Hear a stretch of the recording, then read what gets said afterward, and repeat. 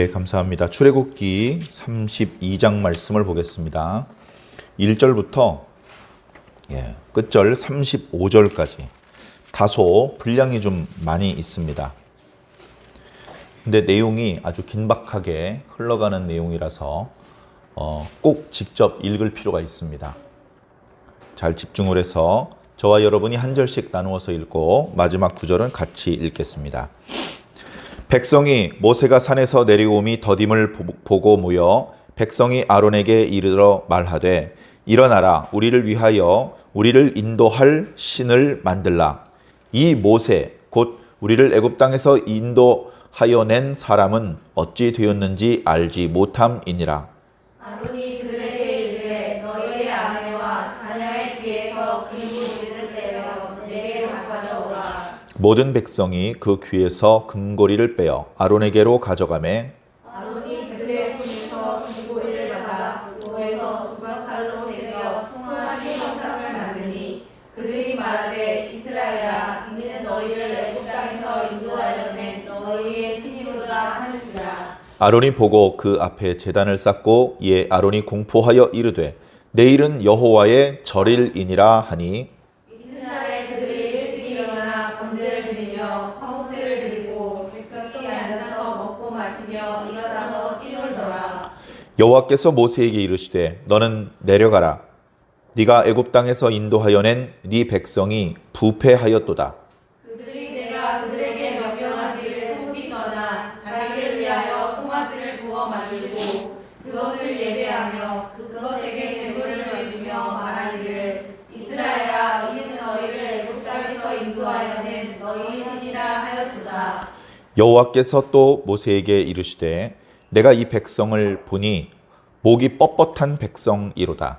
그런즉 내가 하는 대로 주라. 내가 그들에게 진노하여 그들을 진멸하고 너를 큰 나라가 되게 하리라. 모세가 그의 하나님 여호와께 구하여 이르되 여호와여 어찌하여 그 큰 권능과 강한 손으로 애굽 땅에서 인도하여 내신 주의 백성에게 진노하시나이까.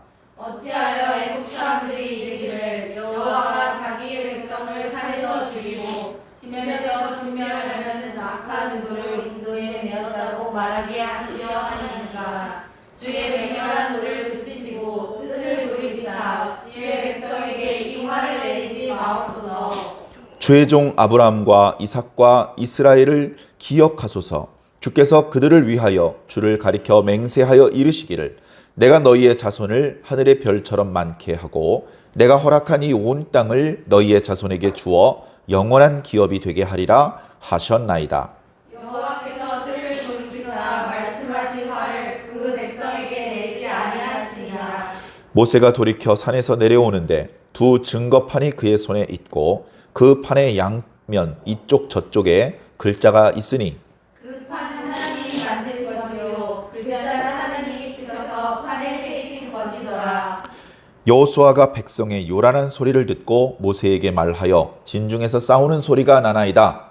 모세가 이르되 이는 성가도 아니요 회하여 부르짖는 소리도 아니라 내가 듣기에는 노래하는 소리로다 하고 진에 가까이 이르러 그 송아지와 그 춤추는 것들을 보고 크게 노하여 손에서 그 판들을 산 아래로 던져 깨뜨리니라. 모세가 그들이 만든 송아지를 가져다가 불살라 부어 가루를 만들어 오래 뿌려 이스라엘 자손에게 마시게 하니라. 모세가 아론에게 이르되 이 백성이 당신에게 어떻게 하였기에 당신이 그들을 큰 죄에 빠지게 하였느냐. 아론이 이르되 내 주여 노하지 마소서. 이 백성의 악함을 당신이 아나이다. 그들이 내게 말하기를 우리를 위하여 우리를 인도할 신을 만들라. 이 모세 곧 우리를 애굽 땅에서 인도하여 낸 사람은 어찌 되었는지 알 수 없노라 하기에 내가 그들에게 이르기를 금이 있는 자는 세례라 한즉 그들이 그것을 내게로 가져왔기로 내가 불에 던졌더니 이 송아지가 나왔나이다. 모세가 본즉 백성이 방자하니 이는 아론이 그들을 방자하게 하여 원수에게 조롱거리가 되게 하였음이라. 이에 모세가 진 문에 서서 이르되 누구든지 여호와의 편에 있는 자는 내게로 나와 말하매 레위 자손이 다 모여 그에게로 가는지라. 모세가 그들에게 이르되 이스라엘의 하나님 여호와께서 이렇게 말씀하시기를 너희는 각각 허리에 칼을 차고 진 이문에서 저문까지 왕래하며 각 사람이 그 형제를, 각 사람이 자기의 친구를, 각 사람이 자기의 이웃을 죽이라 하셨느니라. 내 자손이 모세의 말대로 행하되 이날에 백성 중에 3,000명 가량이 죽임을 당하니라. 모세가 이르되 각 사람이 자기의 아들과 자기의 형제를 쳤으니 오늘 여호와께 헌신하게 되었느니라. 그가 오늘 너희에게 복을 내리시리라. 이튿날 모세가 백성에게 이르되 너희가 큰 죄를 범하였도다. 내가 이제 여호와께로 올라가느니 꼭 너희를 위하여 속죄가 될까 하노라 하고. 모세가 여호와께로 다시 나아가 여짜오되 슬프도소이다. 이 백성이 자기들을 위하여 금신을 만들어 싸우니 큰 죄를 범하였나이다. 그러나 이제 그들의 죄를 사하시옵소서. 그러지 아니하시오 원하건대 주께서 기록하신 책에서 내 이름을 지워버려 주옵소서. 여호와께서 모세에게 이르시되 누구든지 내게 범죄하면 내가 내 책에서 그를 지워 버리리라. 이제 가서 내가 내게 말한 곳으로 백성을 인도하라. 내 사자가 내 앞에 넘어가리라. 그러나 내가 보응할 날에는 그들의 죄를 보응하리라. 다 같이 여호와께서 백성을 치시니 이는 그들이 아론이 만든 바 그 송아지를 만들었음이더라. 아멘. 코로나19의 상황에 여러 가지로 불편해지는 것이 많지만 생각해보면 더 좋아진 것도 없지 않은 것 같습니다. 그래서 어쨌든 우리는 모든 것들을 좀 긍정적으로 바라보고 해석하고 특히 그렇게 볼 때, 그렇게 이해할 때 하나님의 관점에서 보고 이해하면 좋을 것 같습니다. 친구들이랑 소풍을 갔습니다. 옷을 이렇게 막 새 옷을 사 입었죠. 좀 모양도 이쁘고 색깔도 사실 평소에 입을 때는 이렇게 우중충하게 거무튀튀한 게 편하죠. 때도 안 타고 유행도 별로 안 타고. 근데 이제 소풍을 이제 나들이를 갔기 때문에 좀 평소에 입기 곤란한 좀 센 색깔로 딱 멋있게 딱 했습니다. 친구들 반응이 괜찮아요. 야, 세련되다. 야, 튀는데 사진빨 잘 받겠는데. 그러다가 잘 놀다가 실수로 어디 빠졌습니다. 빠졌는데 그 빠진 데가 그냥 깨끗한 물이 있는 풀장도 아니고 진흙탕에 빠진 거예요. 진흙탕에. 자, 진흙탕에 빠지면 어떻게 되냐면요. 더러워집니다. 진흙이 온몸에 묻고요. 방금 마음에 드는 몸에도 딱 맞는 그 옷이 진흙으로 범벅이 되면 빨래를 해도 원래 색깔을 다시 돌아가기 어렵습니다. 거기다가 뭐 머릿속, 얼굴, 눈꺼풀, 귀 구석구석에 진흙이 들어가면 닦아내기도 힘들고 건강에도 안 좋을 수도 있고 뭐 그런 것까지 생각할 필요 없이 기분이요 확 잡칩니다. 그래 한 사람이 빠지면요 나는 안 빠졌더라도요 그날 소풍 일정 다 취소고요. 모든 게 다 모든 막 이렇게 웃는 소리가 다 없어져 버리고 다 심란한 표정이 되고 빨리 건져내고 씻어주고 다친 데가 있으면 치료해주고 씻어가지고 집으로 돌아가기 바쁜 거죠. 돌아가면 가족들이 좋은 소리 하겠습니까? 야단치고 혼나고. 자, 그런데요 진흙에 탁 빠졌는데 이 진흙이 미지근한 거야. 진흙이 미지근해. 그래 눈을 살짝 감았는데 머리통이 빠질 정도는 아닌데 탁 빠졌는데 진흙이 온몸을 감싸는 게 물렁물렁하고 폭신하고 따뜻한 게 기분이 나쁘지 않아. 그리고 어디서 들어주순 이야기에 의하면 이 진흙이 피부에 좋대. 자, 이렇게 조금 관점을 달리하면 어때요? 진흙에 빠진 게 그렇게 속상하지 않을 수 있습니다. 나중에 보니까 거기 진흙은 화학 성분이 전혀 없어서 그걸 퍼다가 팔아도 피부에 약이 될 정도로 좋다. 만약에 그런 데 빠진 거라면 보는 관점에 따라서 상황이 달라질 수 있어요. 그래서 우리는요, 관점을 하나님의 관점으로 바라보아야 됩니다. 하나님의 관점으로. 사람들이 뭘 봤어요? 와! 박수치고 웃고 좋아합니다. 근데 하나님께서 화가 나셨어요. 그걸 보고. 그러면 우리는 하나님의 얼굴을 딱 보고 박수치던 걸 멈춰야 됩니다. 아, 이거 뭐가 좀 잘못 돌아가고 있구나. 저게 잘하는 게 아닌가 보구나. 그렇게 생각을 하고 거기서 빠져나와야 됩니다. 거기서 크게 목소리를 높여서 여러분 중단하십시오. 이렇게 하는 게 어렵다면 자기라도 조용히 빠져나가야 되는 것이죠. 뭘? 하나님의 표정을 보았다면. 또 반대도 마찬가지죠. 사람들이 욕하고 사람들이 막 비웃고 막 그런 꼴을 누가 하고 있는데 하나님께서 그 사람을 보면서 막 자랑스러운 표정을 짓고 있는 거예요. 하나님이 막 천사들, 저 멀리 심부름 보냈던 천사들 다 불러와가지고 일로 와, 일로 와. 제가 내 아들이야. 제가 내 아들이야. 얼마나 자랑스러운지 몰라. 이렇게 천사들 앞에서 이 땅에서는 사람들의 손가락질을 받고 있는 사람을 추켜 세우면서 자랑을 하고 계셔요. 그러면 손가락질 하던 걸 멈춰야죠. 아, 우리가 뭘 잘 모르고 어리석은 행동, 어리석은 말을 하는가 보구나. 보니까 그게 아닌가 보다. 정확하게 왜 이렇게 되는 것인지는 모르지만 최소한 어리석은 사람들과 똑같은 행동을 하면 안 되겠구나. 그런 생각은 최소한 가져야 된다는 겁니다. 모든 기준이 하나님께 있어야 되는 것이죠. 자, 그래서 우리가 항상 모든 일을 믿음의 관점에서 보아야 됩니다. 믿음의 관점에서. 하나님의 관점에서 보아야 됩니다. 까닭은 그게 가장 지혜로운 방법이기 때문에 그래요. 한 달에 월급을 500만 원 주는 회사가 있는데 나는 300만 원이면 돼. 나는 그것만이면 충분해. 그러면 너 열심히 그동안 공부도 열심히 했고 넌 충분한 자질과 능력이 있고 더 좋은 회사에서 더 좋은 환경에서 더 좋은 실적을 낼 수 있는데 왜 굳이 그 조그만 회사를 가니? 월급도 조금 준다는데 그것이 이해가 안 될 수도 있죠. 어쩔 수 없이 경쟁에 밀려가지고 그리 떨어진 것도 아니고 그런 것들에 대해서 하나님의 기준이 없이 보면요. 우리는 항상 조금이라고 더 많이 돈 벌 수 있는 예를 들면 그런 길로 자꾸 나가야 되는 겁니다. 근데 그게 정말 우리를 정말 행복하게 만들고 정말 유익하게 만들까? 그렇지 않다는 것이죠. 비행기가 산 꼭대기에 추락을 해서 사람들이 다 죽었는데 3사람이 살아남았습니다. 근데 그 중에 한 사람은 다리가 부러졌어요. 2사람은 다행히 크게 다친 데가 없습니다. 구조 요청을 보낼 방법도 없고 최선을 다해서 그나마 사람들이 사는 데까지는 걸어 내려와야 됩니다.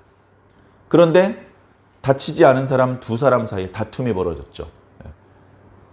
저 다리 부러진 사람을 버리자. 저 사람은 우리의 짐이 될 뿐이고 저 사람 때문에 얼마 남지 않은 우리의 체력마저 방전이 되면 다 죽는다. 그러니 미안하지만 저 사람을 버려두고 우리 둘이 내려가자.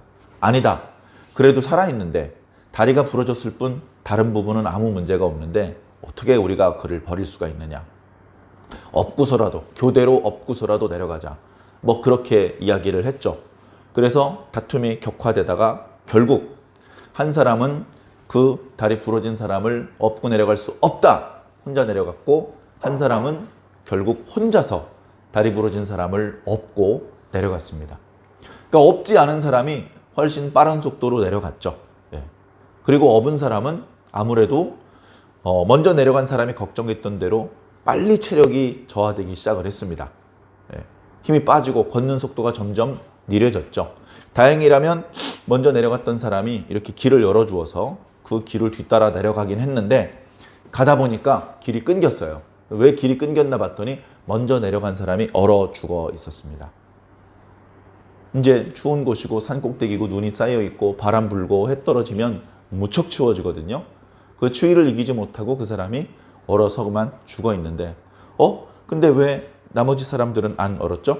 2사람이 꼭 끌어안고 있으면서 힘을 쓰고 있었기 때문에 몸에서 열이 나서 그 2사람은 그 추위 중에서도 얼어 죽지 않고 계속해서 느리지만 끝까지 걸어 내려와서 구조를 받을 수 있었던 것이죠. 믿음의 눈으로 보아야 됩니다. 믿음의 눈. 믿음을 걷어내고 믿음이 없는 눈으로 바라보면 짐승이 되는 것이죠.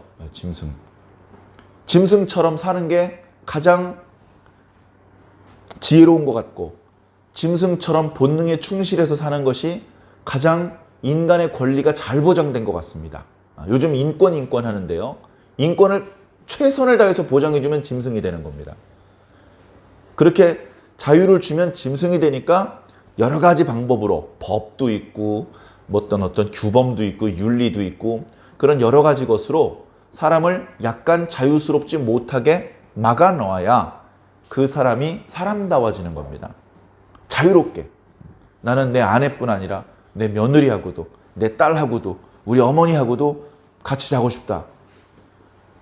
그렇게 하고 싶은 나의 욕심을 만족시켜주는 것이 인권이다. 이렇게 나오면 개판되는 겁니다. 그래서 우리는 그런 그럴듯하지만 말도 안 되는 말에 속지 않으려면 계속해서 깨어있을 필요가 있어요. 깨어있을 필요가. 뭔가 독한 약을 먹고 아니면은 뭐 어른들 술 같은 거 많이 마시면요. 그렇게 똑똑했던 사람도 별로 지혜롭지 않은 상태로 떨어지게 됩니다. 그런 흐리멍텅한 상태에서 중요한 결정을 내리면 반드시 후회합니다. 그래서 우리는 정말로 술을 마시는 건 당연히 안 되고 영적으로 술을 안 마셨는데도 술 마신 것처럼 올바른 결정을 내리지 못하는 미련한 상태로 떨어지지 않기 위해서 우리는 계속 깨어있을 필요가 있고 그러기 위해서 필요한 게 바로 하나님의 말씀, 하나님께 기도하는 것입니다. 하나님의 말씀은요 정말 좋은 거예요. 예를 들면 거기 계속 있으면 위험해. 저쪽 위에서 돌이 굴러와. 너 거기 계속 있으면 그 돌에 깔려서 죽어. 빨리 이리 와. 라고 말해주는 게 하나님의 말씀이에요. 웃기고 있네 하면 죽는 거고 그래요? 하고 엉금엉금 나오면 사는 겁니다. 그러니까 하나님의 말씀은 들으면 사는 거예요. 하나님의 말씀은. 자, 오늘 본문 말씀 한번 봅시다. 그동안 뭐 여러 가지 일이 있었죠. 백성들은 산 아래 대기하고 있었고 모세는 산 더 깊은 곳으로 올라가서 하나님을 만나서 하나님의 말씀을 듣고 있었습니다. 그때 주셨던 말씀은 주로 성막과 관련된 말씀이었습니다. 언약궤를 만드는 방법, 떡상을 만드는 방법, 순금 등잔대를 만드는 방법, 성막을 어떻게 휘장을 만드는 방법, 또 어떤 규격으로 뭐 말뚝을 세우고 어떻게 교정하고 널판지 위에 금을 어떤 식으로 붙이고 뭐 주로 그런 거. 그 다음에 뭐 이렇게 마당에 뭐 번제단, 물두멍, 또 담장을 두르는 이야기, 그리고 제사장이 입게 될 의복의 이야기. 그런 것들을 한 이유는요. 이제 그런 것들이 갖추어져야 하나님께서 이스라엘 백성들 진영 가운데 들어와 머물러 계시고 하나님의 말씀을 더 가까이서 들을 수 있고 하나님께 더 자주 기도하러 갈 수 있고 하나님 덕분에 이스라엘 진영 전체가 거룩해지고 하나님의 복을 누릴 수 있게 되기 때문에 그렇습니다. 지금까지는 하나님은 어디 계신지도 몰라요. 하나님은 안 계실 때가 많습니다. 하나님의 음성은 안 들리는 날이 많습니다. 그리고 그 하나님께 기도를 드리지 않는 날이 기도를 드리는 날보다 훨씬 많죠. 그러니까 과거에는 아브라함이 뭐 100년 동안 하나님과 동행했네 뭐 해도 결국은 뭡니까? 하나님은 머나먼 존재였어요. 하나님은 정말 믿음의 눈이 없으면 있는지 없는지조차 확실히 말할 수 없는 그런 존재였습니다. 야, 우리 할아버지가 하나님을 분명히 만났대. 하나님의 음성을 분명히 들었대. 그렇게 직접 만났고 직접 들었으니까 그 이야기를 아들에게 했고 또 손자에게 그 이야기가 전달됐는데 시간이 오래 지나가면 어떻게 됩니까? 그저 노망난 할아버지 말 언제까지 할 거요? 이러고 거짓말로 노망난 할아버지의 말로 묻혀지다가 없어져 버리는 겁니다. 그러면 안 되니까 말씀을 계속 들어야죠. 아브라함이 아들 이삭에게 내가 하나님 앞에 이런 말씀을 들었느니라 라고 이미 이삭이 아버지를 통해서 들었는데 이삭이 장성하고서 이삭도 하나님께 직접 들어버려요. 아버지가 만났다는 하나님이 이분이구나. 아버지가 들었다는 말씀이 이런 말씀이구나. 하나님을 아버지께서 이렇게 만났구나 라고 이삭이 느꼈을 겁니다. 그래서 이삭이 또 야곱한테 얘기해 주겠죠. 네 할아버지 아브라함이 하나님을 이렇게 만났고 나도 그 하나님을 이렇게 만났다. 그러더니 야곱도 장성하고 어른이 되니까 직접 하나님을 만나는 거예요. 직접 하나님의 말씀을 듣는 거예요. 그 야곱이 100년 전에 할아버지께서 하신 말씀 웃기고 있네. 그러고 무시하기에는 지금도 생생하게 들린단 말이죠. 그렇게 생생하게 들리는 말씀이 400년 동안 끊어지다가 모세의 귀에 들린 거예요. 그러니까 하나님의 말씀을 우리는 그냥 쭉쭉쭉 읽어요. 쭉쭉쭉. 창세기에서 출애굽기로 넘어갈 때 1초도 안 걸려. 한 페이지만 넘기면 되거든. 그러나 그 사이에 400년이 끼어 있는 겁니다. 400년을 건너뛰고서 400년 후대에 아브라함의 자손들 중에서 어떤 사람이 당신이 하나님이시군요. 그래, 내가 아브라함과 이삭과 야곱의 하나님이었지. 그리고 지금은 너의 하나님이다. 이렇게 말씀하실 수 있고 그것을 들을 수 있다는 게 어마어마한 겁니다. 자, 그렇게 해서 모세가 하나님의 종으로 이스라엘 백성을 애굽에서 가나안으로 인도할 하나님의 일꾼으로 선발되었고 모세는 충성을 다해서 그 일을 감당했습니다. 그 과정에 지금 모세가 하나님께 가까이 나아가서 성막을 건축하는 일에 대한 말씀을 들은 것이죠. 자, 이제 이미 백성들 앞에 선포해 주었던, 그래서 그것을 계약서처럼 근거 삼아서 하나님과 언약을 맺게 했던 10계명의 말씀을 이미 선포해 주었는데 그것을 참 감사하게도 하나님께서 직접 준비하신 돌판에 하나님께서 친히 기록을 하셔서 그 말씀이 기록되어 있는 돌판을 들고 백성들에게 내려와서 여러분, 하나님께서 여러분들을 사랑하십니다. 하나님께서 저 멀리 계시지 않고 우리 동네 바로 여러분들의 장막 가운데 이사에 들어와 사시겠답니다. 우리는 지금부터 그 하나님께서 들어와 사실 수 있는 곳, 성막, 회막, 증거 장막을 우리 진영 가운데 건축을 하면 됩니다. 그거 어떻게 건축하면 됩니까? 어떤 재료를 사용할지, 어떤 규격으로 만들지, 그 속에 어떤 가구가 들어가고 어떤 위치에 배치할지 하나님께서 환상 가운데 저한테 다 보여주셨습니다. 그리고 이것들을 만들기 위해서 누구를 선발하라는 말씀까지 주셨습니다. 유다지파 아목에 나오고 단지파 아목에 나오고, 그리고 재주가 있는 사람들은 이리 모이십시오 하면서 곧바로 성막을 건축하는 일이 시작됐으면 얼마나 재미났겠습니까? 성막을 건축하는 데만도요 시간이 제법 많이 걸렸습니다. 약 1년 가까이 걸렸습니다. 근데 그렇게 일이 해피하게만 진행되지 않고 문제가 생겼던 것이죠. 시내산 꼭대기에서는 하나님과 모세 사이의 은혜의 대화, 내가 너희와 함께할 것이다. 회막만 지어라. 회막 안에 내가 직접 들어가서 거기서 너희 귀에 들리도록 말씀을 전해줄 것이다. 너희들이 무엇이든지 나한테 기도하면 내가 다 들어줄 것이다. 그런 은혜의 말씀을 듣고 있었는데 회막 말씀이 이렇게 전달되는 그 모세가 있는 산 꼭대기 그 아래쪽에서는, 산 밑에서는 이스라엘 백성들이 하나님 앞에 그러면 안 되는데, 하나님 모든 것을 아낌없이 당신의 백성을 위해서 쏟아 부어주셨던 그 하나님을 배반하는, 등에다 칼을 꽂는 그런 행동을 했으니 바로 우상을 만들고 우상 숭배를 했던 죄를 저지른 것입니다. 그러니까 백성들이요 얼마나 어리석은지 몰라요. 이스라엘 백성들이 얼마나 어리석은지 모릅니다. 근데 이 말씀을 드리는 이유는 뭐냐면요, 저와 여러분도 하나님 백성이에요. 저와 여러분도 하나님 백성입니다. 저와 여러분도요 어마어마하게 어리석어질 수 있습니다. 이미 지금 엄청 어리석고요, 지금보다도 더 어리석은 지경으로 얼마든지 떨어질 수 있습니다. 우리 그렇게 되면 안 됩니다. 절대 지금보다 더 어리석은 때로 떨어지면 안 되고요, 지금 매우 부족하고 매우 깨닫는 데 둔하지만 더 지혜로운, 온전히 지혜로우신 하나님을 더 닮아가서 하나님의 지혜로움으로 더 성장하며 성숙하는 방향으로 가야지 어리석은 대로 떨어지면 안 됩니다. 이스라엘 백성들이 얼마나 어리석었습니까? 자, 기본적으로 자신들을 애굽에서 인도하여 낸 것이 여호와 하나님이 아니고 모세래요.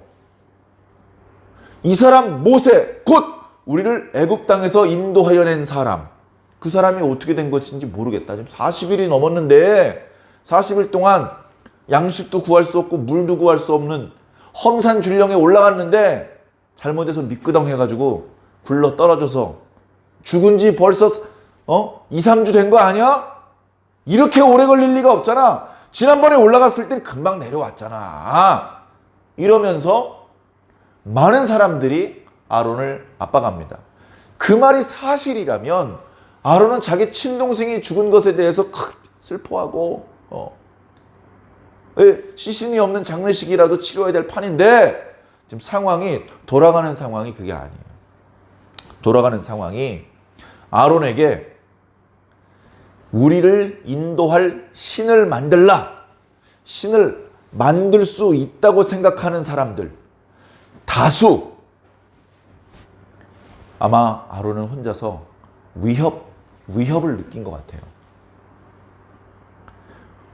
원래는 그렇게 하지 않고 이렇게 했으면 어땠을까 그런 생각을 저는 많이 해봤습니다. 아론이 그때 그렇게 하지 말고, 여러분 무슨 소리입니까? 모세는 죽지 않았습니다. 만약에 모세가 범죄하였거나 모세가 죽게 되는 상황이 발생됐다면 하나님께서 직접 저에게 또는 우리 이스라엘 민족 중에 누구에게 말씀해 주실 겁니다. 그러면 우리는 하나님께서 말씀하신 대로 하면 됩니다. 그런데 모세는 죽지 않았기 때문에 아직 그런 말씀이 없는 것입니다. 그리고 하나님께서 이미 모세를 통해서 말씀해 주시기를 그 어떤 형상도 만들지 말라고 하셨습니다. 저 이방인들처럼 우상의 형상을 만들지 말라고 하셨습니다. 그 앞에서 분향하고 그 앞에서 춤추고 먹고 마시고 하지 말라고 하셨습니다. 여러분 안 됩니다. 좋게 말로 할 때 만들지 얻어맞고 만들래? 뭐 이런 식으로 위협을 하더라도 그래 차라리 때려라, 차라리 죽여라, 못한다, 아닌 건 아니다, 이렇게 말을 했으면 얼마나 멋있었을까요? 그런데요, 최소한 오늘 말씀에 아론은 조금도 저항하지 않습니다. 조금도 그들에게 안 된다라고 말하지 않고요. 그래요? 그러면 금 귀고리를 다 모아 주십시오 라고 얘기를 합니다. 그랬더니 순식간에 금 귀고리가요 큰 더미처럼 쌓여버립니다. 그랬더니 아론이 그것을 녹여요. 그리고 그것으로 모양을 막 만듭니다. 조각도로. 그래가지고 만들어진 결과물이 송아지 모양이에요. 송아지 모양. 이 송아지 모양은요, 애굽에서 노예 생활하면서 매우 오랫동안, 애굽에서 나올 때 아론이 대충 83세예요. 아론이. 그러니까 이해하기 쉽게 말씀드려서 아론이 83년 동안 애굽 땅에서 늘 보던 바르고 애굽 사람들의 풍요의 신 아피스, 그 송아지 모양의 형상을 83년 동안 보았던 아론이 자기 손으로 직접 그걸 만든 거예요. 나중에 나옵니다만 그 덩어리 전체가 금덩어리는 아닌 것 같고요. 나무로 먼저 조각을 만든 다음에 그 위에 금을 입히고, 그리고 그 위에 여러 가지로 상세한 것들은 조각도로 세공을 해서 모양을 만들었습니다. 그렇게 적지 않은 꽤 큰 송아지 모양을 만들어 놓은 것이죠. 그 모양을 백성들이 보고요, 다 소리를 지릅니다.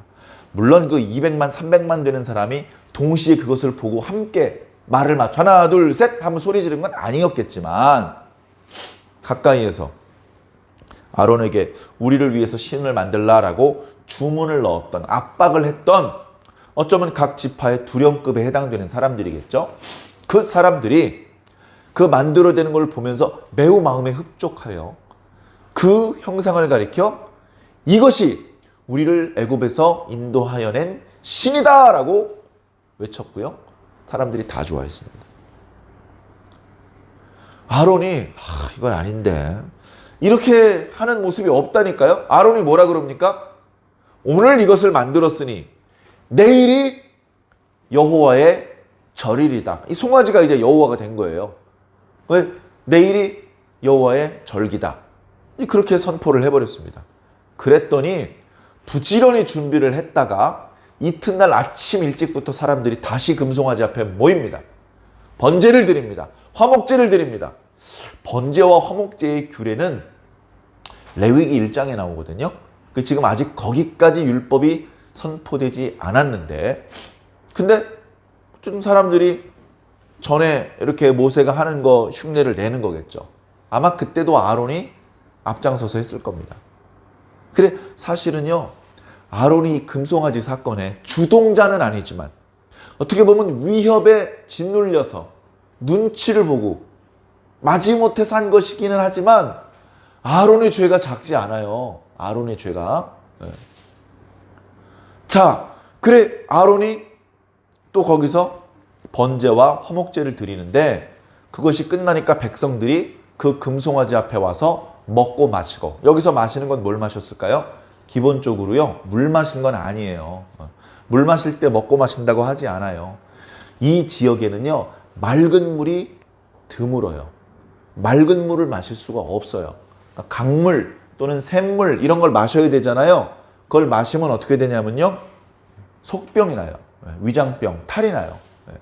왜냐하면 거기 너무 많은 석회수라든가, 우리 뭐 센 물, 약한 물 그런 말 쓰잖아요. 센 물이에요.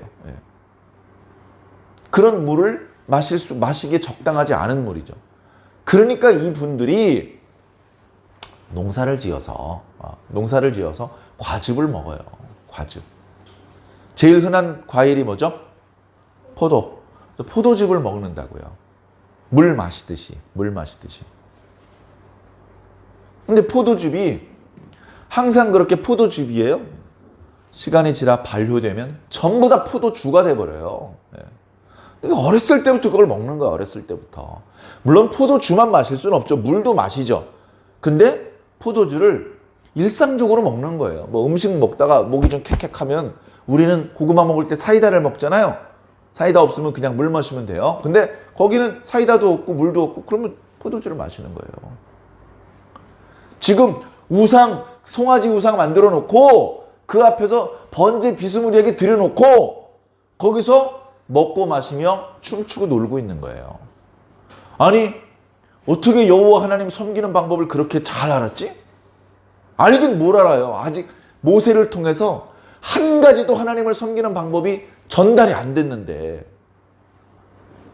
그러면 그들이 했다고 하는 번제, 그들이 했다고 하는 화목제, 그들이 금송아지 앞에서 먹고 마시고 춤춘 이 모든 행동들은 하나님을 통해서 계시된, 모세를 통해서 전달된 하나님의 방법이 아니다. 아니고 그들이 애굽에 살면서 어렸을 때부터 애굽 사람들이 하는 우상 숭배의 행위들, 그거 흉내내고 있었다. 그러니 이 모습이 하나님께서 보실 때 합당하겠습니까? 모세는 지금 하나님 앞에 말씀을 받고 있습니다. 그 상황 속에서 산 밑에서 백성들이 어떤 일을 하고 있는지 모세는 알 길이 없죠.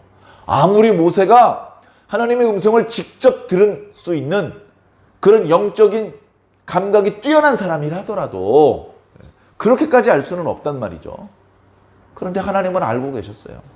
하나님께서 모세에게 말씀을 전하시다가 저 산 밑에서 벌어지는 일이 느껴지니까 하나님의 마음이 별로 좋지 않으셨어요. 오늘 본문 말씀에 그런 장면까지는 없지만 어쩌면 모세가 하나님 왜 그러십니까? 표정이 왜 그러십니까? 음성이 변하셨습니다. 뭐 이렇게 물어보지 않았을까요? 매우 친밀했고 하나님께 대하여 민감했기 때문에. 그때 하나님께서 말씀하시는 것이죠. 네가 애굽에서 끌고 나온 네 백성 부패하였도다.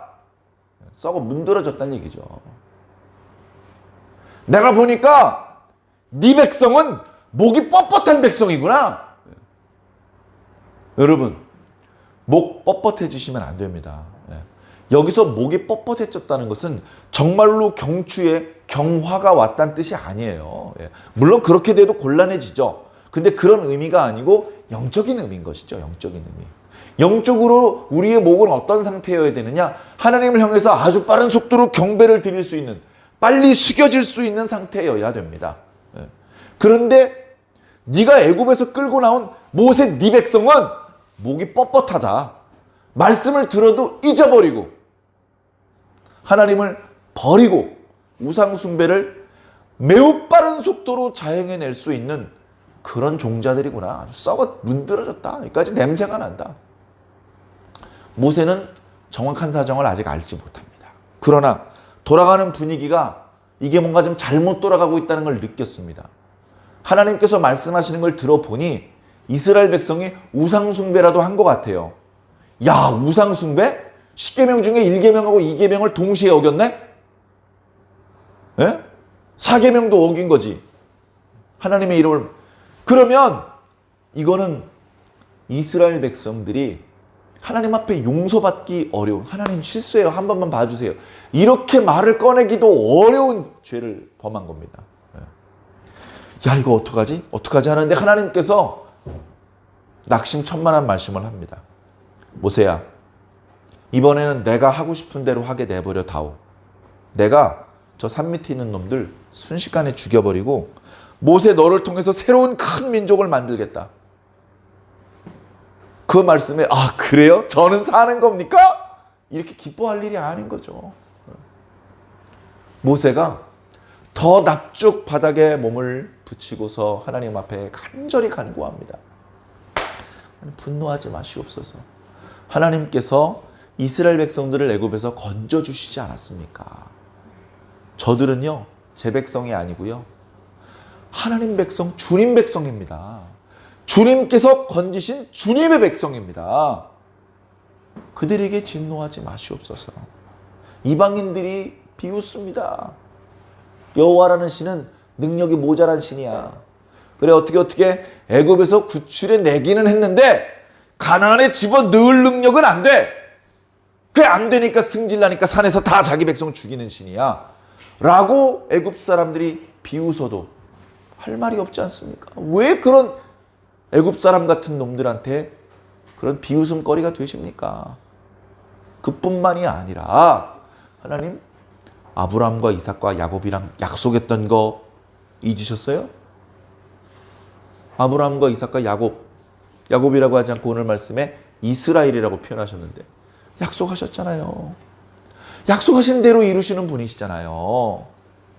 하나님 진노하지 마소서. 그렇게 기도했을 때 하나님께서 당신의 진노를 백성들에게 쏟으시려는 계획을 돌이키셨다. 그렇게 말씀하셨습니다. 그렇게 긴급하게 극히 분노하고 계신 하나님의 진노를 잠시 잠재워 놓고 모세가 황급히 백성들 진영으로 이제 내려갑니다. 손에 뭘 들었다고요? 앞 뒤에 하나님의 말씀 기록되어 있는 두 돌판을 들고 내려가고 있습니다. 내려가다가 산중턱에서 여호수아를 만났습니다. 여호수아는 백성들이 다 진영으로 돌아갈 때 돌아가지 않고 산 중턱에서 산 위에 올라가서 말씀을 듣고 내려오면 그 모세를 맞이해서 시중을 들면서 모세를 안전하게 진영까지 이렇게 보좌하려고 산중턱에서 대기하고 있는 거죠. 여호수아도 대단합니다. 40일이 넘도록 거기서 혼자 기도하고 있었어요. 요즘처럼 유튜브 보고 있었겠습니까? 그냥 기도하는 수밖에 없어요. 아무것도 없잖아요. 그래서 모세가 딱 내려오자 모세를 영접을 해가지고 이제 모시고 내려가는데 진영 가까이 가니까 소리가 들려요. 조용히 기다려야 되는데 왜 이렇게 시끄럽지? 선생님, 진영에서 백성들끼리 다투나 봐요. 백성들 별것도 아닌데 보면 자주 다투던데 또 다투나 봐요. 어떻게 하면 좋습니까? 다투는 소리 아니다. 싸우는 소리도 아니고 내가 들을 땐 노래 소리다. 모세는 현장에 아직 당도하지 않았지만 하나님께 말씀을 들었기 때문에 대충 어떻게 돌아가는지 알죠. 이게 금송아지 만들어 놓고 그 다음날 절일이라고 춤추고 노래하고 벌써 그 이후로도 사나흘은 지났을 것입니다. 모세가 진영에 내려왔습니다. 그 모습을 직접 눈으로 봤어요. 야, 이래서 하나님께서 화내셨구나. 하나님이 어지간하면 화 안 내시는 분인데 이러고 있으니 하나님께서 화가 나셨구나. 가지고 있던 돌판을 산 밑으로 집어 던집니다. 쨍그랑 깨지면서 떨어지는 소리가 들립니다. 그래, 모세가 그 돌판을 산 밑으로 집어 던진 것은 실수였다. 이렇게 볼 수도 있잖아요. 실수였다. 너무 화가 난 나머지 이거 하나님께서 만드신 작품을 함부로 말이야. 옆에 잠깐 내려놓고 백성들을 야단쳐도 되는데 너무 화가 났나 보지? 그걸 깨버렸어. 그런데 또 다른 분은 이렇게도 생각합니다. 그때 모세가 그 돌판을 깨뜨리지 않았으면 거기 있는 이스라엘 사람들이 다 죽었다. 기본적으로 우상 숭배에 가담하는 사람은 죽어야 합니다. 그런데 그때 당시 모세가 없는 상황에서 아론을 중심으로 이스라엘 사람들이 버린 우상 숭배의 그 판은 참여하지 않은 이스라엘 사람들이 거의 없어요. 그럼 어떻게 됩니까? 계약에 따라 다 죽어야죠. 일단 그걸 깨트려 버리는 겁니다. 깨트려 버리고 그리고서 그 금송아지를 도끼로 찍습니다. 아까 잠깐 말씀드렸지만 그 전체가 금으로만 만든 것이 아니고 나무로 형태를 만든 다음에 금으로 코팅을 두텁게 금으로 코팅을 하고 그리고 광택을 내고 세부 형상을 조각을 해서 아주 실감나게 그냥 힘 빠지고 맨날 그 밭 가느라고 고달퍼하는 힘 빠진 그런 소가 아니고 아주 힘이 있는 근육이 있고 막 눈에 힘이 있고 막 그런 뭔가 진짜 백성들을 인도할 수 있고 백성들에게 복을 이렇게 끼칠 수 있을 것처럼 그렇게 멋있게 이제 만들어 놓은 거죠. 백성들은 그 덩치와 거기에 코팅해 놓은 금이 반사하는 반짝거리는 광채와 그 위험 있는 형태에 압도가 되었는데 모세는 압도가 안 됩니다. 왠지 짐작하시죠? 진짜를 봤기 때문에 진짜를 보았기 때문에 그런 가짜에 안 속는 거죠. 그 금송아지 아론이 만든 거에 1000배를 키워도 모세는 아마 압도당하지 않았을 겁니다. 도끼 어디서 도끼 해가지고 찍습니다. 강력한 도끼날이 코팅했던 금을 깨트리고 그 속에 나무를 쪼개기 시작을 합니다. 모세가 있는 힘을 다해서 도끼를 수십 번 휘두르자 조금 전에 위험 있게 서 있던 금송아지는 온데간데 없고 다리가 부러지고 목이 부러지고 땅바닥에 나 뒹굴었는데 계속해서 모세가 도끼질을 합니다. 그 금송아지가 정말 영험한 기운이 서려 있는 그 무엇이었다면 모세가 도끼 휘두르게 내버려 두겠어요? 모세가 도끼를 휘두르려고 하는 걸 미리 감지했을 겁니다. 뛰어서 도망가든지 더 강한 힘으로 모세를 때려서 눕히든지 진짜 신이었으면 뭘 했겠죠. 도망도 못 가고 때리는 대로 다 얻어맞습니다. 신인데 다리가 막 부러지고 눈이 뽑히고 뿔이 꺾여요. 아무도 모세를 말리지 못했습니다. 말릴 필요가 없었죠. 부시면 안 되는 걸 부셔야 말리지. 보니까 부셔도 되는 거였어. 그냥 나무 토막이었고 금 쪼가리였던 거야. 우리가 그걸 두렵게 생각하거나 그 앞에서 굽신굽신 할 만한 그런 위치가 못 됐던 거였지. 그 백성들한테 보여주는 겁니다. 니들이 금송아지라고 절절절 매던 거 아무짝에도 쓸모없는 거야. 봐! 이렇게 불타고 뽀개지는데 아무것도 못 하잖아. 해가지고 그걸 다 불살라가지고 가루를 내가지고 물에다 타가지고 마시게 했습니다. 마시게 하는데 그거 마시면 건강에 안 좋을 텐데 뭐 이렇게 탄가루도 있고 쇠가루도 있고 그거 먹으면 조금 이따 죽일 건데 그게 문제야? 빨리 마셔! 해가지고 자기들이 조금 전에 그 앞에서 막 굽신굽신하다가 춤추고 했던 거 그거 가루가 돼가지고 물에다 탄 걸 마시려니까 마십니다. 그리고서 보니까 이걸로 안 돼. 지금 모세가 하는 행동은 뭐냐면요. 이스라엘 백성 중에 깊숙이 침투해 있는 죄를 뽑는 거예요. 이게 해결이 돼야 죄가 제거가 되어야 그 다음에 하나님 앞에 용서를 구하든지 하지. 여전히 저쪽에서 죄를 짓고 있는데 하나님 앞에 무슨 용서를 구합니까? 남편이요. 부정을 저질렀어요. 아내에게. 용서를 구하려면 끊고 용서를 구해야죠. 계속 만나면서 뭘 용서를 구합니까? 자, 그래서 그 작업을 하는 거예요. 가만 보니까 이거 불살른 걸로 해결이 안 돼. 눈빛들 보니까 회개하는 눈빛이 아니야. 오늘 말씀해 보니까 방자하다고 표현하고 있어요. 방자하다. 백성이 방자해. 그리고 백성이 저렇게 잘못된 방향으로 들고 나왔을 때 아론이 눌렀어야 되는데 아론이 안 눌렀어요. 그러니까 이제 아론을 책망하는 겁니다. 도대체 어떻게 하였길래 백성이 이렇게 된 겁니까? 그랬더니 아론이 쭉 내용을 설명해 주는데요. 아까 전에 있었던 내용을 쭉 설명하는 것 같더니만 뒷부분에 가서 변명을 합니다. 사람들이 나한테 왔어. 모세가 어떻게 됐는지 모르니까 신을 만들려고 했어. 금을 모으라 그랬더니 금을 모았어. 그래서 그걸 불에다 집어넣었더니 송아지가 나오더군. 그게 말이 됩니까? 불 속에 금 귀걸이 같은 거 이렇게 바구니 같은데 이렇게 소쿠리 같은데 담아가지고 있다가 불이 활활 타는 거기다 이렇게 휙 던져가지고 나중에 불 꺼지고 꺼내보면 송아지가 딱 있습니까? 금이 녹다가 이렇게 막 여기저기 장작에 늘러 붙어 있고 뭐 그런 별로 볼품없는 모양이 남겠죠. 근데 아론은 거기서 송아지가 나왔대요. 근데 사실은 뭡니까? 앞쪽에 보니까 그것을 부어가지고 나무로 만든 그 소나무 형상에 씌워서 거기서 조각도로 자기가 작도를 해가지고 금송아지 만든 거예요. 고이하게 싹 뺍니다. 저는 출애굽기 32장 말씀을 읽으면서 왜 아론을 살려놨지? 왜 아론한테는 책망하거나 저주하지 않지? 그런 생각을 했습니다. 그런데 아니나 다를까 하나님께서 아론을 죽이려고 하셨어요. 죽이려고 하셨어요. 그때 모세가 또 기도했습니다. 모세가. 그 내용이 출애굽기는 안 나오는데 신명기에 나와요.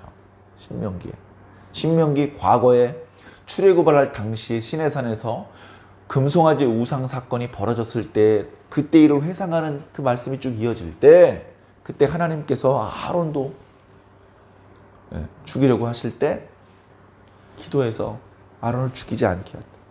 그러니까 모세가 때로는 거칠고 때로는 소리를 지르고 욕도 하고 때로는 실수하고 그래 마음에 안 드는 것 같아 보이는 것 같아도 모세 같은 사람이 없는 겁니다.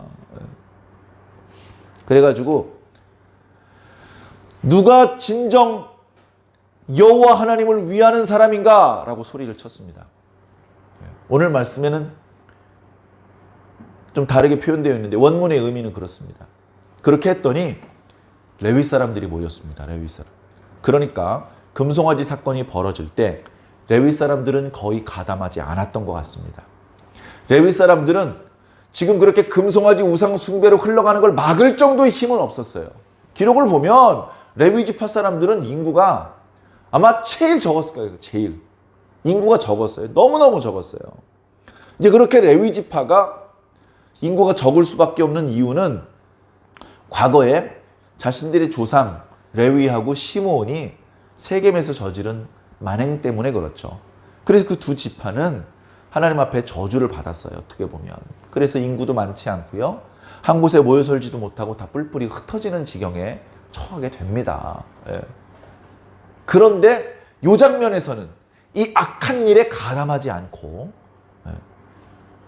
뒤에 빠진 거죠. 아까 제가 말씀드린 것처럼 그렇게 금송아지를 숭배하는 모양새로 흘러가는 상황 속에 하나님의 안색을 살펴본 것 같아요. 하나님께서 기뻐하지 않는다는 것을 감지하고서 그들을 막아설 능력이 없자 조용히 뒤로 빠진 겁니다. 그래서 우상 숭배할 때 번제를 하고 화목제를 하고 먹고 마시고 춤출 때 뒤에 빠져 있었어요. 그러다가 모세가 나타난 겁니다. 모세가 여호와를 위하는 자들은 이리 모여라. 지체 없이 모였습니다. 하나님 말씀이니까 내 말 잘 듣고 내가 시키는 대로 해. 어떻게 할까요? 허리에 칼 차. 허리에 칼 차서 이쪽에서 저쪽까지 돌아다니면서 사람을 죽이는데 누굴 죽이냐면 잘 들어. 네 애비를 죽이고 네 형제를 죽이고 네 친구와 이웃을 죽여. 그렇게 말씀하십니다. 그러니까 무차별적으로 죽이라는 말씀이 아니고 우상 숭배를 한 사람을 죽이라는 거예요. 금송아지 앞에 우상 숭배를 한 사람을 죽이는데 그 사람이 너랑 개인적으로 아는 사람이라고 봐주면 안 돼. 죽여. 그래서 그들이 이리저리 뛰어다니면서 사람을 죽이는데요. 3,000명이나 죽였습니다. 3,000명. 3,000명쯤 죽였을 때 모세가 이제 멈추게 한 것이죠. 모세가 멈추게 하고 하나님 앞에 다시 이 백성을 용서해달라고 기도를 합니다. 하나님, 제가 현장에 와 보니까요. 하나님께서 화를 내실만 합니다. 이스라엘 백성이 죄를 지어도 너무 큰 죄를 지었습니다. 그렇지만 하나님 용서하셔야 됩니다. 그렇지만 하나님 용서하셔야 됩니다. 어떻게든 이 백성들을 살려서 조상들에게 주셨던 약속의 말씀을 이루어 주셔야 됩니다. 하나님 그렇게 안 하실 것 같으면 하나님 앞에 책 있는 거 알거든요. 거기서 제 이름 지워주시옵소서. 목숨을 걸고 기도하는 것이죠. 그 기도를 들으시고 하나님께서 답을 주십니다. 누가 되었든지 죄를 지으면 그 책에서 내가 이름을 지워버릴 것이다. 그 말은 뭐냐? 네 이름 안 지울게. 알았어. 그만해. 알았어. 네가 원하는 대로 해줄게. 지금 하나님께서 화나신 상태로라면 백성들을 다 죽이셔야 됩니다. 그렇게 안 하고 34절에 보니까 내가 전에 얘기했던 대로 인도에서 가라. 출애굽을 했던 그 본래의 작전과 계획을 원래 계획대로 계속 가동해 나가겠다. 이렇게 말씀하시는 겁니다. 그러나 보응할 자에 대해서는 내가 보응을 하겠다. 그러시고 마지막 구절에 보니까 하나님께서 백성들을 치셨다라고 표현하고 있어요. 하나님께서 백성을 치셨다. 자, 쳤단 말은요, 뭐 손이 됐든 손에 오는 도구를 들고 어떤 물건을 이렇게 때리는 거죠. 스트라이크. 그런데 구약 성경에서 하나님이 누군가를 치셨다고 표현할 때는 그에게 또 병이 시작될 때 그런 표현을 써요. 그에게. 하나님께서 미리암을 치시니까 온몸에 문둥병을 바라고 뭐 이런 식으로 하나님께서 치시는 동작이 보이고 어느 부위를 때렸고 얼마나 세게 때려서 아야 소리를 냈고 그런 거는 아니지만 그러나 하나님께서 그를 치셔서 그에게 질병이 그러니까 이때에 모세가 세운 레위 군대가 3,000명을 죽인 것 이외에도 하나님께서 백성들을 직접 때리셔서 그들 사이에 전염병이 돌아 많이 죽었습니다. 여러분, 전염병 옛날에 개역 한글판에서는 온역이라고 해서 느낌도 잘 안 왔어요. 전염병 하니까 느낌이 더 이해가 잘 되는데 코로나19의 시대를 맞이하니까 야, 전염병 거 무서운 건데 느낌이 확 오시죠? 여러분, 하나님 앞에 범죄하면 없었던 일이 될 수가 없습니다. 하나님께서 자비가 많으시다더니 죽일 사람 다 죽이고 벌 줄 사람 다 주고 그건 것도 아닌가 보네. 많이 참으시니까 그런 거예요. 참으시니까. 안 참으셨으면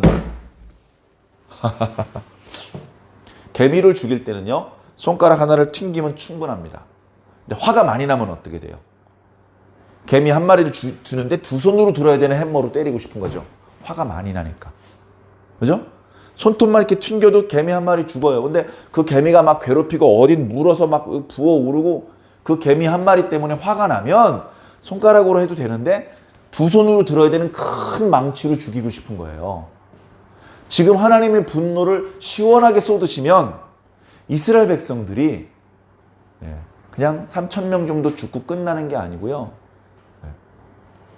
더 무서운 일이 생기는 것이죠.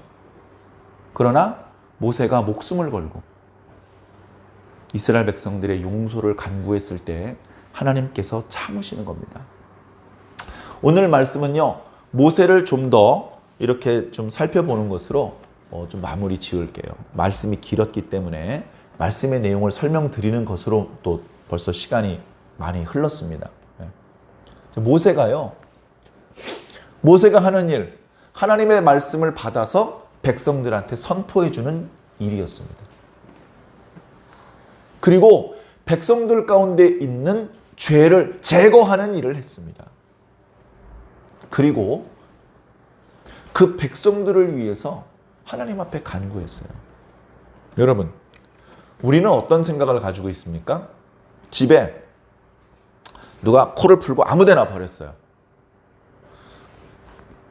아무데나 버렸어요.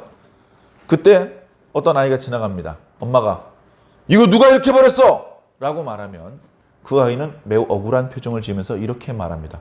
내가 버린 거 아닌데? 이렇게. 우리는 어떤 생각을 가지고 있습니까? 코푼 유지를 버린 사람이 주워서 쓰레기통에다 넣어야 돼. 이런 생각을 가지고 있습니다. 그런 원리대로라면 모세는 무릎 꿇고 기도 안 해도 돼요. 모세는 목숨을 걸지 않아도 됩니다. 모세는 하나님 앞에 그저 자기 개인의 영달, 개인의 축복, 개인의 구원, 개인의 행복을 위해서만 기도하면 돼요. 지금 모세의 기도를 들어보면 아무리 뒤져봐도 자기 개인을 위한 기도가 없어요. 하나님, 쟤들은 밉지만 저는 용서해 주시고요. 쟤들한테는 안 주시는 거 저한테는 많이 주세요. 이렇게 기도한 적이 없다고요. 모세는 항상 백성을 위해서 기도했어요. 백성을 위해서. 이런 모세의 모습 속에서 우린 예수 그리스도를 발견합니다. 우린 예수 그리스도를 왕, 제사장, 선지자라고 그렇게 알고 있습니다. 선지자는 하나님의 말씀을 받아서 백성들한테 전파하는 겁니다. 예수님도 그렇게 하셨고 또 모세도 그렇게 했습니다. 그리고 제사장은 백성들의 죄를 제거해 주는 겁니다. 금송아지를 다 갈아엎었고 다 불태웠고 거기에 적극 가담한 사람 3,000명을 진멸해 죽였습니다. 왕은 백성들을 압제하고 그들의 세금을 쥐어 짜내서 저 혼자 잘 먹고 잘 사는 게 아니고 때로는 백성들을 위해서 자기 목숨을 내놓는 것이 왕이거든요.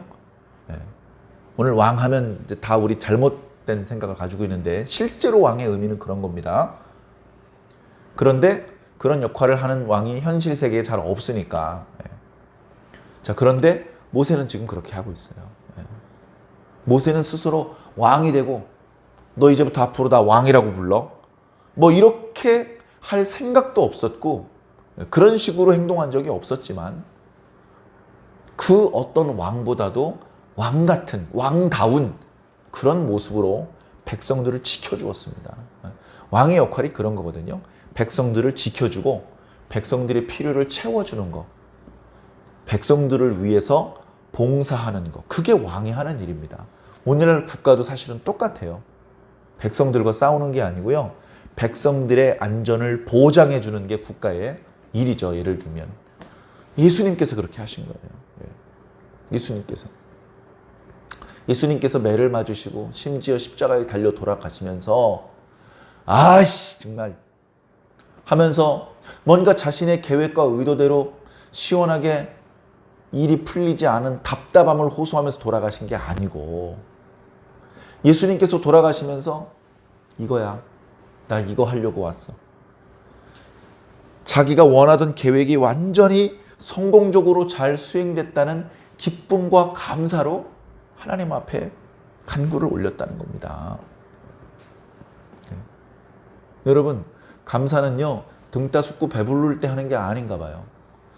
등 따숩고 배부른 사람 한번 보세요. 절대 감사 안 합니다.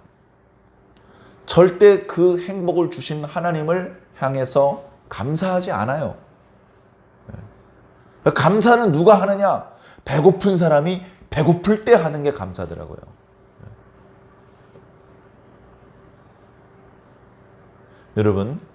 여러분들은 얼마나 감사하고 있습니까? 마음을 다해서 진심으로 하나님 앞에 감사할 수 있으려면요, 이 세상에 주는 거짓말에 속지 않아야 됩니다. 세상이 주는 거짓말에 속지 않고 계속해서 하늘로부터 들리는 말씀을 들으면서 그 영적인 감각을 유지해야 돼요. 깨어있는, 살아있는, 건강한 그 영적인 감각을 유지하고 있으면 세상이 여러 가지 다양한 거짓말을 나한테 던져와도 아이고 수가 빤히 보인다 임마 안 속아 하면서 속지 않고 스스로의 깨끗함을 계속 유지해 나갈 수 있는 것이죠. 저와 여러분은 계속해서 말씀의 인도, 성령의 인도를 받으면서 이 악하고 더러운 세상 속에서도 순결한 그리스도의 신부로 잘 살아가다가 약속의 말씀이 성취될 때 큰 기쁨과 구원을 누리게 되시기를 주님 이름으로 간절히 축원합니다. 기도하겠습니다. 사랑의 하나님, 감사합니다. 이스라엘 백성뿐 아니라 오늘 우리도 얼마든지 어리석어질 수 있습니다. 목이 뻣뻣해질 수 있습니다. 하나님께서 주셨던 말씀을 잊어버릴 수 있습니다. 하나님의 기대를 저버리고 배신할 수 있습니다. 주님, 그러나 그렇게 되지 않도록 저희를 붙들어 주시고 막아주시고 바른 길로 인도하여 주시옵소서. 우리가 바른 길로 가고 있다면 운이 좋아서 그렇게 된 것이 아니고, 내가 똑똑해서 그렇게 된 것이 아니고, 우리를 사랑하시며 우리를 불쌍히 여기시는 하나님께서 우리를 인도해 주시기 때문인 줄로 믿습니다. 하나님께서 우리를 인도해 주실 때에 말씀으로 인도해 주시고 성령으로 인도해 주시니 감사합니다. 세상의 거짓말에 속지 않을 수 있도록 계속해서 그 말씀을 듣게 하여 주옵시고, 세상 사람들이 쓰는 관점이 아닌 믿음의 관점에서 모든 것들을 바라보며 이해할 수 있게 하여 주시옵소서. 세상의 관점으로는 하나님을 원망해야 되고 하나님을 버려야 되지만, 믿음의 관점으로는 오히려 하나님께 감사하며 더 큰 영광을 돌릴 수 있게 될 줄로 믿습니다. 하나님의 백성답게 그 순수성, 그 순결함, 그 정체성을 잃어버리지 않고 계속해서 멋진 모습으로 하나님을 섬겨나갈 수 있도록 인도하여 주시옵소서. 감사하며 살아계신 우리 주 예수 그리스도의 이름으로 믿고 기도하옵나이다. 아멘.